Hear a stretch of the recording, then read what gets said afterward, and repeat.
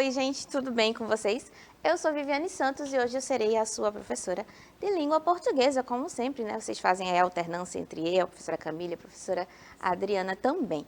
Hoje a gente começa um assunto novo, né? A gente vai falar sobre biografia e autobiografia, mas antes de começar o tema propriamente dito, vamos dar aqueles avisos que eu dou no comecinho de toda a aula, tá certo? A gente está ao vivo agora, do Estúdio Educa Recife, mas essa aula também ficará disponível nas plataformas digitais, tá certo? No app do Educa Recife e também no nosso canal lá no YouTube. Você já baixou o aplicativo, essa altura do campeonato, já sabe como usar. Então, sabe também que precisa fazer o login, tá certo? Acessar o site, o app do Educa Recife para fazer a comunicação com a gente aqui ao vivo. E quem faz hoje o chat da nossa aula é a professora Camille Borba, de língua portuguesa. Vamos dar um oi para ela? Olá, lindezas, tudo bom? É um prazer estar aqui fazendo esse chat maravilhoso.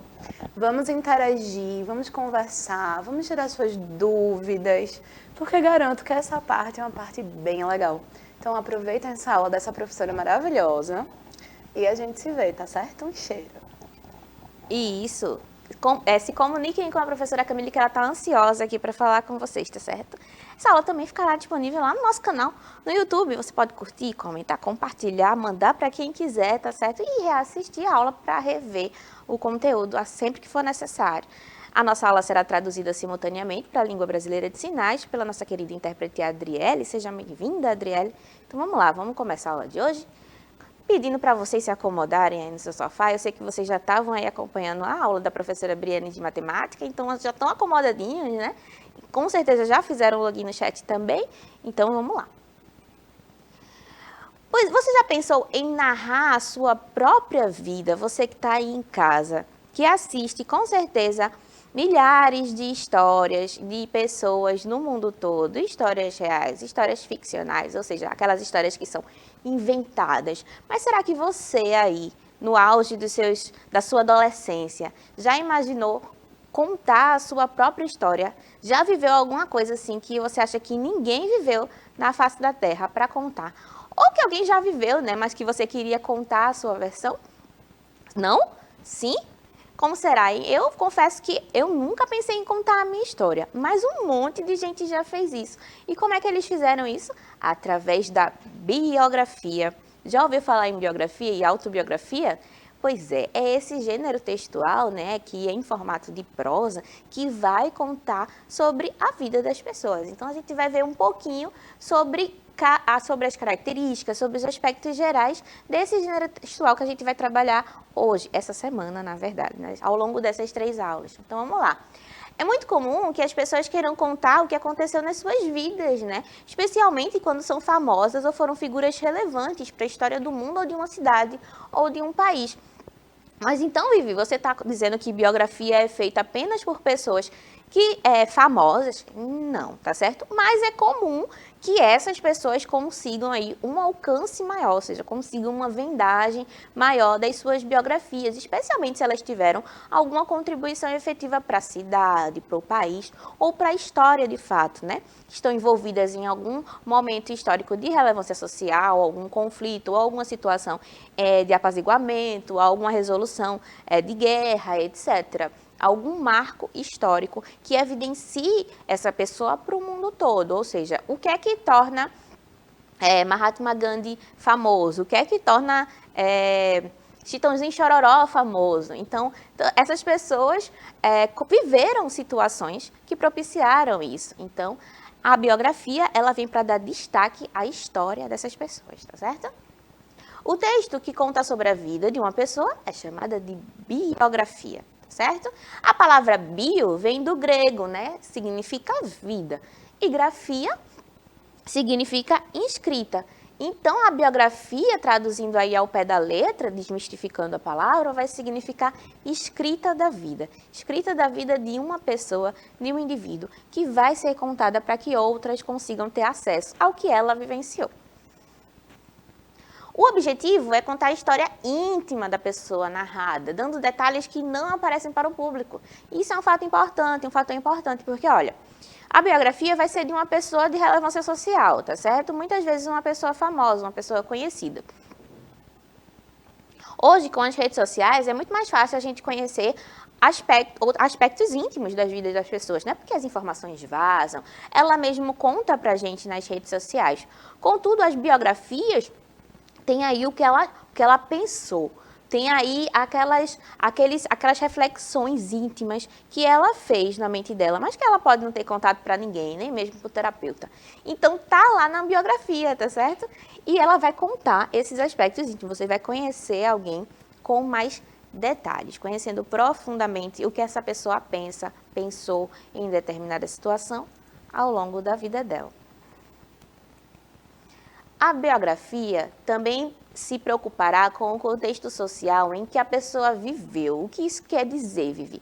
Cada pessoa está inserida num tempo histórico específico, né? Por exemplo, eu nasci em 95, a gente está em 2001. Então, a gente tem aí um recorte histórico. A gente está em 2021, então a gente tem um recorte histórico da minha existência, tá certo? Então, cada pessoa, cada indivíduo tem um período em que nasceu e um período em que viveu. Então, quando eu vou fazer uma biografia, eu levo em consideração, especialmente se eu não for o biografado, né? Então, por exemplo, eu estou aqui escrevendo uma biografia sobre a vida da professora Camille, por exemplo. Pode ser de uma pessoa que já morreu, por exemplo. Eu posso escrever uma biografia, sei lá, do Michael Jackson. Então, eu vou ter que recuperar esse período histórico em que essa pessoa viveu, essa celebridade viveu, essa pessoa política. E aí eu faço um recorte, porque a vida dela pode ter relação, sim, com os principais fatos históricos que aconteceram naquele período, tá certo? Então, eu recupero o tempo, a cidade, o contexto político em que essa pessoa está inserida, se ele tem alguma vertente política, se ele se envolve com questões sociais também. E contexto social, as demandas sociais. O que era importante para a sociedade dessa cidade, nesse período específico, no momento em que essa pessoa estava vivendo, estava experienciando a sua vida. Quais eram as demandas? Era a luta por igualdade de gênero? Era a luta para a diminuição do desemprego, para a diminuição da fome? Quais eram os questionamentos mais fortes, mais latentes nessa sociedade, nesse período? Então, é natural também que o biógrafo, que é a pessoa que escreve a biografia, também recorra a esses aspectos de contexto social, tá certo? A biografia ela é narrada em terceira pessoa. Isso significa que o narrador é uma pessoa outra, né, que não participou da história do biografado. E normalmente ela acontece em ordem cronológica, como eu estava falando para vocês aqui. Se eu escrevo uma biografia de outra pessoa, por exemplo, eu vou escrever uma biografia da vida da professora Camille. Então, não fui eu que vivi, foi a professora Camille. Então, eu escrevo aí em terceira pessoa, né? Ela fez, ela viveu, ela experienciou. Se fosse eu falando sobre a minha própria vida, eu poderia usar a primeira pessoa. Então, eu vivi, eu senti, eu experienciei, tá certo? Eu experimentei. Normalmente é a ordem cronológica, né? Isso facilita muito a pessoa que está lendo e está consumindo aquela biografia. Porque se a gente faz um recorte todo picotado da vida de alguém, ou seja, se eu começo quando a pessoa tem 40 anos, aí eu volto e conto do nascimento, aí eu vou para a adolescência, volto para a infância. Então, essa mudança de perspectiva pode sim dificultar a vida da pessoa que está lendo a biografia, pode ficar ali confuso, né?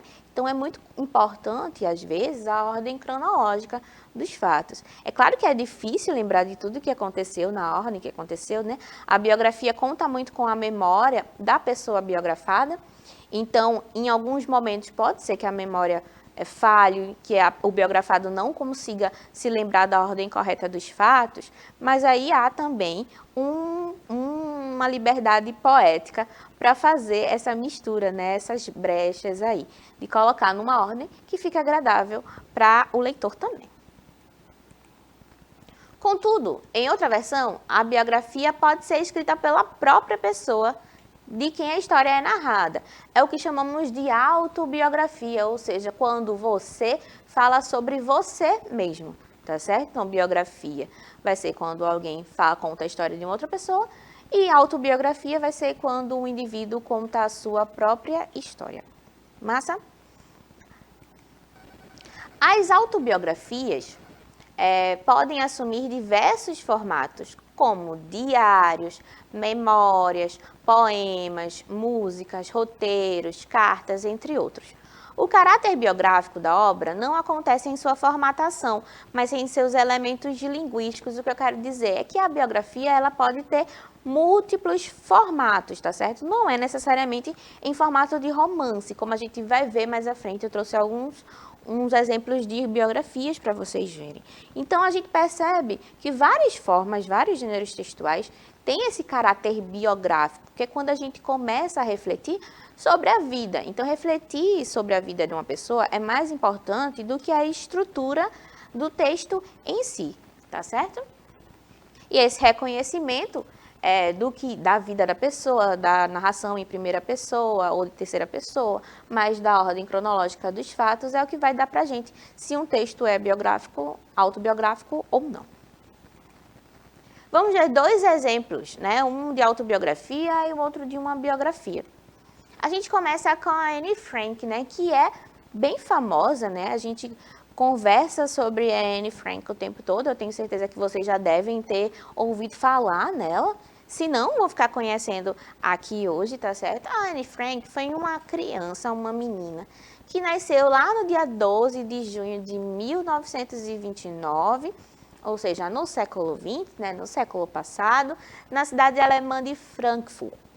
E por que a Anne Frank é tão importante para a sociedade e para o mundo de forma geral? Né? Por ser de uma família judia, a Anne e sua família são obrigados a deixar Frankfurt e a morar na Holanda por causa do nazismo na época. Né? Vocês estão estudando história aí, sabem o que aconteceu no período da Segunda Guerra Mundial? O nazismo toma conta ali da região da Europa e afins. Então, a família de Anne Frank, por ser judia, e aí o nazismo tinha essa política antissemita, é expulso de Frankfurt, eles fogem de Frankfurt para tentar fugir do nazismo. Então, o diário de Anne Frank, que é a biografia que ela deixou, que é a autobiografia dela, vai contar esses aspectos principais da fuga de Frankfurt, da fuga da Alemanha, da fuga da Holanda também, e esses aspectos que permearam a fuga dela e da família dela. Então, a gente conhece sobre as características do nazismo, a gente consegue abranger o repertório social por meio do que a Anne narrou na época em que ela estava escrevendo o diário, tá certo? Após a invasão da Holanda pelo nazismo, a família de Anne se esconde em um abrigo criado pelo pai de Anne, o Otto Frank. E eles passam 2 anos escondidos na fábrica do pai de Anne. Então, é nesse período histórico, é nesses 2 anos de cativeiro, que a Anne Frank desenvolve aí toda a narrativa do seu diário, que passa a ser a sua autobiografia. E esse diário é o que a gente tem de referência maior sobre esse período. E a gente consegue perceber, através da leitura desse diário, como se dava a cabeça, o que a Anne e a família dela pensavam durante todo esse período de tortura, todo esse período de isolamento. Então, eu trouxe 2 trechinhos. Um primeiro trecho é o do prefácio do diário da Anne Frank, tá certo? Em que ela vai falar do aniversário dela e de como ela recebeu o diário que vai escrever, e passa 2 anos escrevendo nele, e possivelmente vai ser a sua biografia hoje difundida no mundo todo. Ela escreve assim: em seu aniversário de 13 anos, a gente tem uma voz em terceira pessoa, né? Ou seja, alguém está contando do que aconteceu com a Anne. Em seu aniversário de 13 anos, em 12 de junho de 1942, em Amsterdã, Anne Frank recebeu um diário dos pais e começou a escrever cartas para Kitty, sua amiga imaginária. Nas primeiras semanas, Anne escrevia seu diário em seu quarto no apartamento dos pais.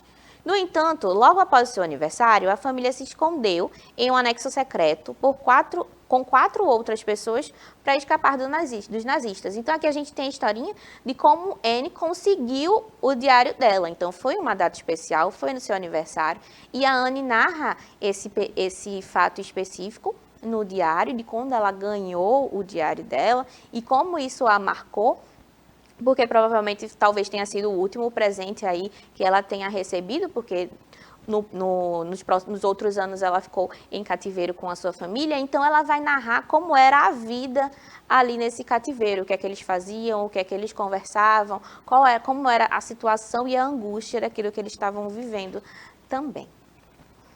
E aqui eu trouxe um outro trechinho, e aí sim é a própria Anne fazendo essa narração. Ó, 12 de julho de 1942.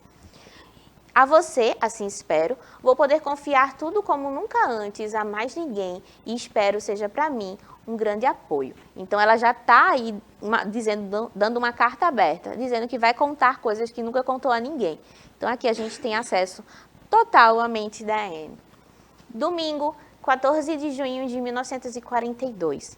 É melhor começar do momento em que eu ganhei você de presente. E aí ela está falando com o diário, né? Como se fosse uma conversa. Lembrando que ela também mandava cartas para essa amiga imaginária que ela tinha, né? A Kiri. Então, ela conversa com o diário, ora ela conversa com a Kiri. A Anne tinha que usar muito da imaginação por causa do isolamento, né? Ou seja, quando o vi sobre a mesa posta para comemorar o meu aniversário, porque o ato da compra em si, ainda que eu tivesse junto, não conta. Então, ela começa a narrar a partir do momento em que aquele presente ganha significado. Então, ó, no momento que eu comprei, eu nem estava lá. Eu não considero a partir desse momento, eu considero a partir do momento em que eu vi o diário em cima da mesa e eu soube que aquilo era um presente. E aí, a partir daí, é que isso passa a ser significativo para mim. Na sexta-feira, dia 12 de junho, eu estava acordada às 6 da manhã, que era o dia do aniversário dela, né? O que não era de se espantar, já que era o meu aniversário. Mas eu não podia me levantar às 6, de modo que tive que conter a curiosidade até 15 para as 7, ou seja, a família de Anne fez todo um ritual aí para poder entregar o presente para a menina, né? Ela não podia se levantar antes das 7. Então, ela teve que conter a curiosidade para receber o diário dela. Após maio de 1940, os bons tempos começaram a degringolar. Primeiro a guerra, depois a capitulação, a invasão dos alemães e o início do martírio para nós, os judeus. Era uma lei restritiva aos judeus atrás da outra, e as nossas asas foram cortadas. Os judeus tinham de ser costurada na roupa a estrela de Davi, os judeus tinham as bicicletas confiscadas, os judeus não podiam mais pegar bonde, os judeus não podiam mais dirigir carros, nem se fossem os seus próprios. Os judeus não podiam fazer compras entre as 3 e as 5 da tarde. Então, aqui Anne narra quais foram as medidas restritivas que foram impostas aos judeus nesse período histórico. Então, é interessante que a gente perceba aqui que a biografia é um gênero textual poderoso porque ela vai tocar na vida pessoal de uma pessoa e parece que a gente vai ficar sabendo só a fofoca da vida dela, quando na verdade ela utiliza aí todo esse repertório sociocultural, inclusive histórico, para poder narrar o que aconteceu. Olha, se eu não estudasse história e eu não tendo vivido o mesmo período histórico que a Anne viveu, como é que eu vou saber que isso aqui aconteceu aos judeus, né? Então, eu consigo fazer, eu consigo visualizar, eu consigo saber, através do depoimento dela, quais eram as medidas impostas. E por ser uma família judia, eles sentiram aí na pele tudo que foram restringidos de fazer. A biografia de Anne Frank foi feita com base no diário, né, que ela produziu durante o período de cativeiro. Como podemos perceber, o formato da biografia não é necessariamente um romance, embora seja o mais comum, tá certo? Mas no caso de Anne Frank, e em caso de outras pessoas também, como a gente viu que pode ser música, pode ser um poema, então, nesse caso específico, foi em formato de diário.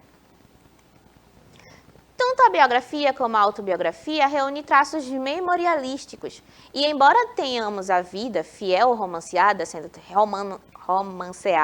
sendo retratada, o pacto ficcional ainda precisa ser feito entre narrador e público leitor, tá certo? Então, o que acontece? A gente tem na biografia uma tentativa de aproximar da realidade, o que aconteceu. Contudo, há biografias que são romanceadas. Então, assim, o biógrafo, que é aquele que está escrevendo, às vezes, ele tem uma certa liberdade para construir uma narrativa que seja mais aprazível ao leitor. Afinal, tudo é mercado. O livro precisa vender. Então, a biografia, muitas vezes, ela é costuradinha em alguns pontos pela habilidade de romance do escritor, tá certo? O narrador sempre olhará para o passado, visto que não podemos escrever uma biografia de uma coisa que não foi vivida, né? Então, eu não preciso, na biografia, eu não tenho como prever o futuro, eu não tenho como ser futurista, eu não tenho como ser fantasioso. Então, o meu olhar é sempre para o passado, para as coisas que aconteceram, para o que é importante manter na memória, não só na memória viva do indivíduo, mas na memória viva social. O que é importante para essa comunidade, para essa cidade, para esse povo, manter vivo na memória, né? Por que a gente fala tanto do período histórico da Anne Frank? O que é que a gente não pode esquecer? O que é que a gente aprendeu desse período e que a gente não pode repetir? Então, tocar nesses assuntos sociais também é importante para a gente, para se constituir como pessoas melhores, para a gente não repetir a história, para que cada dia mais a gente tenha uma vida confortável socialmente, agregando todo mundo, né? Somando e unindo as pessoas. O que mais? Eu trouxe outro biografado aqui, o Machado de Assis. Esse vocês já conhecem, estão mais habituados, né? A gente lê a obra dele o tempo todo. Machado foi um carioca, nasceu em 1839 e inaugurou o realismo brasileiro, né? Que era uma narrativa muito mais voltada para o que de fato acontecia do nosso cotidiano, não era tão romântica, tá certo? Foi contista, cronista, jornalista, poeta e teatrólogo, trabalhou que só esse moço. Foi também o fundador da cadeira 23 da Academia Brasileira de Letras, tá certo? E escreveu grandes romances, como Dom Casmurro e Memórias Póstumas de Brás Cubas, que vocês já estão aí carecas de saber, né? A gente vai e volta em Dom Casmurro o tempo todo, porque ele é um romance de muita importância pra gente no Brasil e também para o mundo lá fora, tá certo? Então eu trouxe um trechinho de como Machado vai dizer que criou o nome Dom Casmurro. Bora ler? Dom Casmurro, do título. Uma noite destas, vindo da cidade de Engenho Novo, eu encontrei no trem da Central um rapaz aqui do bairro, que eu conheço de vista e de chapéu. Cumprimentou-me, sentou-se ao pé de mim, falou da lua e dos ministros, e acabou recitando-me versos. A viagem era curta, e os versos pode ser que não fossem inteiramente maus. Sucedeu, porém, que como eu estava cansado, fechei os olhos 3 ou 4 vezes. E tanto bastou para que ele interrompesse a leitura e metesse os versos no bolso. Olha só, o moço ficou ofendido, né? Que Machado não tenha prestado atenção nos versos que ele estava narrando. Então, guardou os versos no bolso. Continue, disse eu acordando. Já acabei, murmurou ele, provavelmente chateado. E Machado disse, são muito bonitos. Vi-lhe fazer um gesto para tirá-los outra vez do bolso, mas não passou do gesto, estava amuado. Com certeza, né? Quem não ficaria? No dia seguinte, entrou a dizer de mim nomes feios e acabou cunhando-me Dom Casmurro. Olha só de onde o nome do livro saiu. Contei a anedota aos amigos da cidade e eles, por graça, chamam-me assim alguns bilhetes. Dom Casmurro, domingo vou jantar com você. Então, o Machado de Assis tira esse nome Dom Casmurro, que é a alcunha que ele usa para o Bentinho no romance dele, da sua própria experiência, né? Da sua própria ali falta de afabilidade com o moço do trem que só estava tentando ler os versos para ele. Então, ele transpõe a experiência vivida na vida real dele para essa realidade ficcional que ele cria com o romance, certo? Embora tenhamos a versão das pessoas que viveram os acontecimentos, a narração não é impassível de parcialidade, ou seja, a gente tem que lembrar que toda vez que a gente está lendo alguma coisa, a gente está lendo de um ponto de vista de uma pessoa. E que essa pessoa tem um ponto de vista específico. Então, por exemplo, eu estou dando a minha aula aqui. A minha aula ela não é imparcial. A minha aula sou eu. Se fosse a professora Camille, se fosse a Adriele dando a minha aula aqui, seria uma outra aula, mesmo que os slides fossem os mesmos. Porque cada pessoa tem a sua identidade, cada uma vai fazer de um jeito. A narração da biografia também sofre dessas mesmas questões, tá certo? Quem está narrando não é completamente imparcial. Ele vai tender aí para um lado ou outro, a favor ou contra. A versão do narrador é muitas vezes a única que temos, especialmente quando o biografado já está morto, né? Então a gente não tem como lá consultar o que foi que ele viveu. ou em caso de autobiografia também, né? Então, nós confiamos na memória do indivíduo e no que ele decide contar, tá certo? Então, a biografia também pode assumir uma personalidade muito mais intimista, tá certo? Como se fosse basicamente uma confissão. Eu trouxe aqui um trecho de Santo Agostinho, mas, pelo adiantado da hora, a gente vai deixar esse trecho da biografia do Santo Agostinho, que foi um santo que viveu aí no século IV e século V, lá na Argélia, para a próxima aula, tá certo? A próxima aula será com a professora Adriana, salvo engano. E vocês continuam falando sobre as biografias, sobre as autobiografias. Vamos dar um pulinho lá no chat para ver o que aconteceu lá, vocês estão conversando. Oi, professora Vivi. O chat aqui está bombando.